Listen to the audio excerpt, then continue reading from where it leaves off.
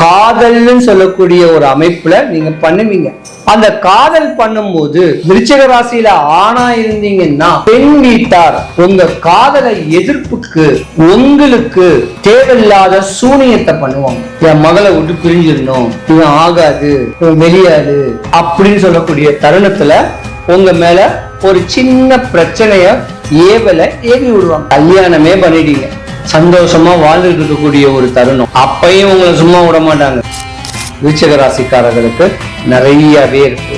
ஏமாற்றம் அடையக்கூடிய ஒரு ராசி யாருன்னா விருச்சிக ராசிக்காரர்கள் தான். பணத்துல ஏமாந்துருவீங்க, வீணான மண்ணை சாதாரண விலைக்கு வித்து நஷ்டகதி ஆயிடுது. இருந்திருந்தா கூட தன்னுடைய பிள்ளைங்கள் மேல ஒரு கவனம் செலுத்தி அந்த பிள்ளைகளுடைய வாழ்க்கை தருணத்தை மேன்மைப்படுத்தக்கூடிய தருணத்தை நீங்க ஏற்படுத்திக்கணும். கணவன் மனைவிக்குள்ள வரக்கூடிய கருத்து வேறுபாடுனால மண்ணை இழந்து பொண்ணை இழந்து சொத்தை இழந்த உங்களுக்கு சொத்தே உங்க குழந்தைங்க தான். இல்லைன்னா உங்களுக்கு இன்ஸ்டன்ட் நடக்கும். யாரு ஒருத்தர் மண்ணை வித்து கடனை அடைக்கலையோ அந்த ஜாதகருக்கு உயிருக்கு கண்டம். உயிர் போகக்கூடிய தருணத்துலதான் இந்த நிலத்தை வித்தாது அந்த உயிரை காப்பாத்திக்கிறீங்க, அந்த அவமானத்துல இருந்து காப்பாத்திக்கிறீங்க.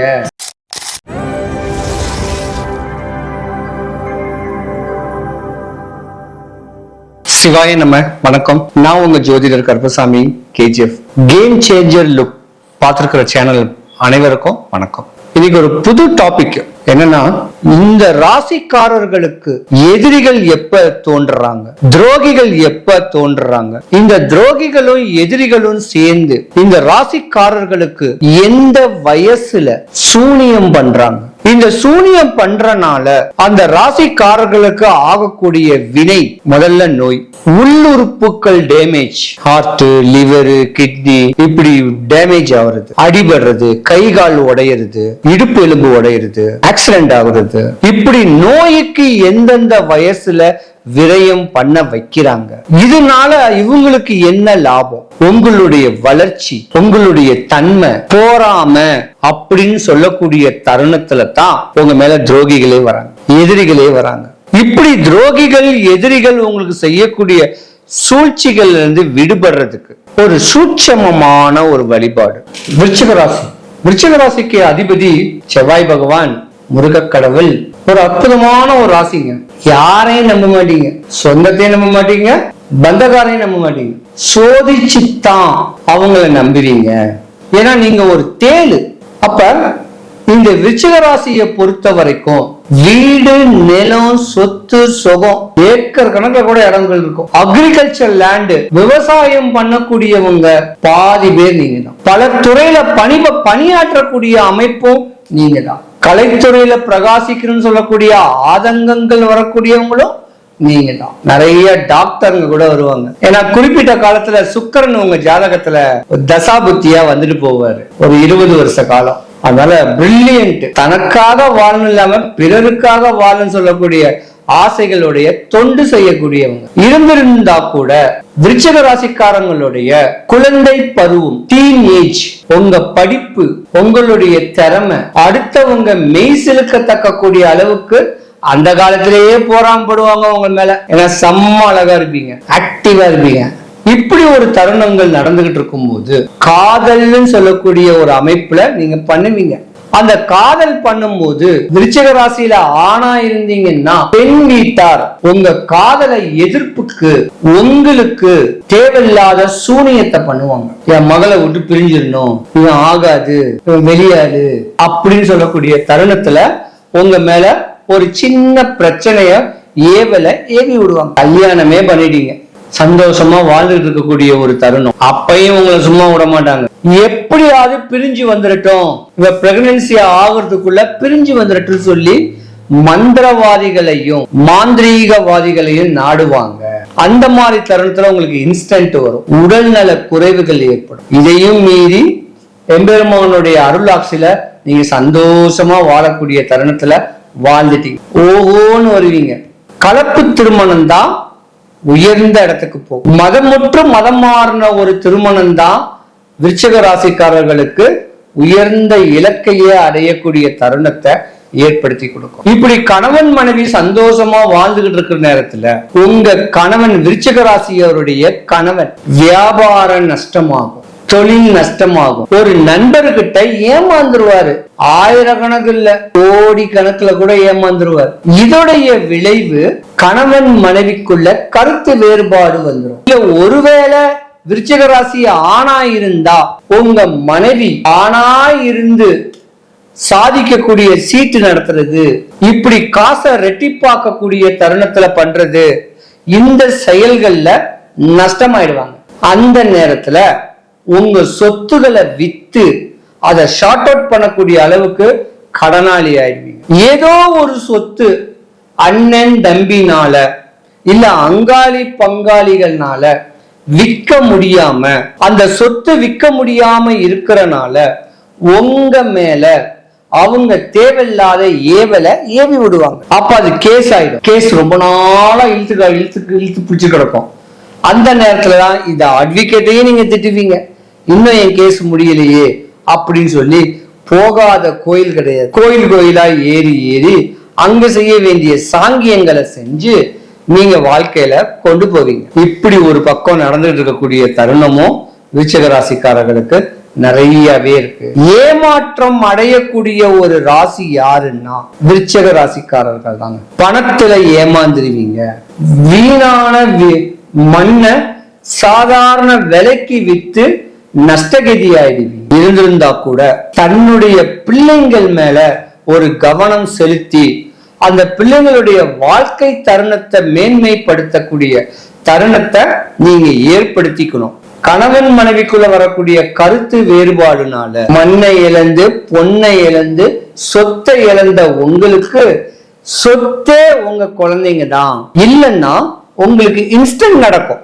யாரு ஒருத்தர் மண்ணை வித்து கடனை அடைக்கலையோ அந்த ஜாதகருக்கு உயிருக்கு கண்டம். உயிர் போகக்கூடிய தருணத்துலதான் இந்த நிலத்தை வித்தாது அந்த உயிரை காப்பாத்திக்கிறீங்க, அந்த அவமானத்துல இருந்து காப்பாத்திக்கிறீங்க.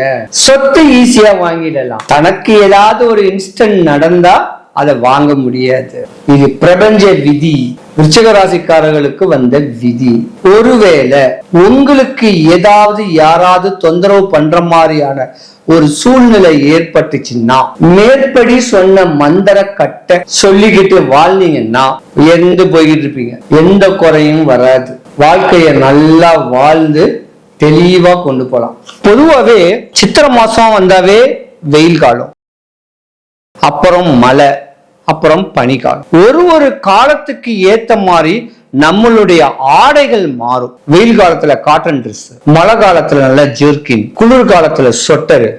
இப்படி நம்மளே காப்பாத்திக்கிறதுக்காக இப்படியாம்பட்ட ஆடைகள் எல்லாம் நம்ம அணிகிறோம். அதே போல இந்த ராசிக்காரர்களுக்கு இந்த மாதிரியான துரோகிகள்னால, எதிரிகள்னால, சூழ்ச்சிகள், சூனியங்கள் பண்ணியிருந்தாங்கன்னா நான் சொல்லக்கூடிய இந்த கட்டு மந்திரம் உங்களை காப்பாத்தும், உங்க பிள்ளைங்களை காப்பாத்தும், உங்க வீட்டுக்கார காப்பாத்தும், உங்க வீட்டையே காப்பாத்தும். அப்படியாம்பட்ட ஒரு கட்டு மந்திரத்தை செவ்வாய்க்கிழமை, சனிக்கிழமை இந்த 2 நாள்ல செஞ்சா அவ்வளவு ஒரு சக்தி. எல்லா நாளுமே பண்ணலாம். இதுக்கு ஈச்சன் தொடப்பம் ஒண்ணு வேணும். என்கிட்ட இருக்கு, வேணும்னா வாங்கிக்கிங்க. ஈச்சன் தொடப்பம். அந்த ஈச்சன் தொடப்பத்தை நம்ம நிக்கிறதுக்கு கீழே அந்த தொடப்பத்தை கீழே வச்சுட்டு நான் சொல்லக்கூடிய இந்த கட்டு மந்திரத்தை சொன்னீங்கன்னா எதிரிகள் பண்ணக்கூடிய சூழ்ச்சிகளோ சூழ்நிலைகள் இருந்தோ தந்திர மந்திரங்கள்ல இருந்தோ உங்களை விடுபட்டு ஒரு பேர் பார்ட்ஸுக்கும் உள்ளங்கால்ல இருந்து உச்சன் தலை வரைக்கும் இந்த கட்டு மந்திரத்தை சொன்னா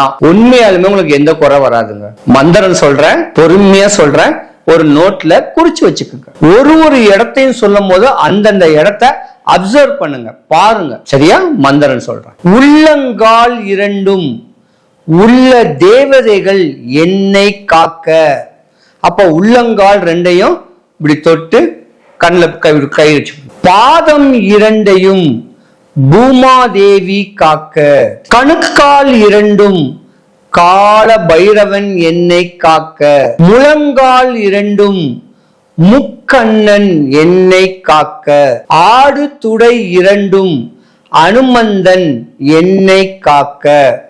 அறையை ஆதி கேசவன் என்னை காக்க, வயிறை துர்கா மாதா என்னை காக்க, மார்பை மகேஸ்வரன் என்னை காக்க, இடது பக்கம் தோள் வலது பக்கம் தோள் எம்பெருமான் என்னை காக்க, முதுகை மூத்த விநாயகன் என்னை காக்க, பல்லை பகவதி அம்மா என்னை காக்க, நாக்கை நாராயணன் என்னை காக்க, உச்சியை உருமன் என்னை காக்க, தலையை தண்டீஸ்வரன் என்னை காக்க.